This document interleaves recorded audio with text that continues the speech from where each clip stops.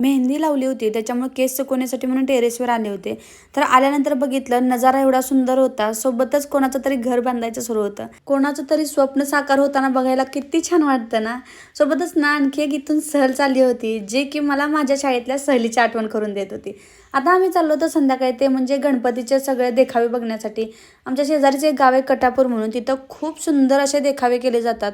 छोटंसं गाव आहे, पण एवढ्याशा गावामध्ये 15 ते 16 देखावे अरेंज केले होते. आणि ते देखावे बघण्यासाठी म्हणून लोकांची खूप लांबून लांबून गर्दी होते. एवढ्या सगळ्या लोकांना इथे यायला मजबूर करण्यासाठी त्या गावाने किती मेहनत घेतली असेल, त्याच्या मागे त्यांची किती कष्ट असतील. उगीच कुणाचं एवढं नाव होत नाही, बरोबर का. मुलं सोबत आणि सोबतचा पाऊस, त्याच्यामुळे आम्हाला जास्त काही बघता आलं नाही. त्याच्यामुळे आम्ही 2 ते 3 देखावे पूर्णपणे बघितले. त्यानंतर आम्ही बाहेर आलो आणि बाहेर बघा अशी यात्रेसारखी गर्दी झाली होती. प्रत्येकाच्या आवडीनुसार एक एक पदार्थ सगळ्यांनी खाल्ला आणि त्याच्यानंतर शेवट नंबर आला तो म्हणजे स्प्रिंग पोटॅटो. तोही एन्जॉय केला आणि त्यानंतर घरी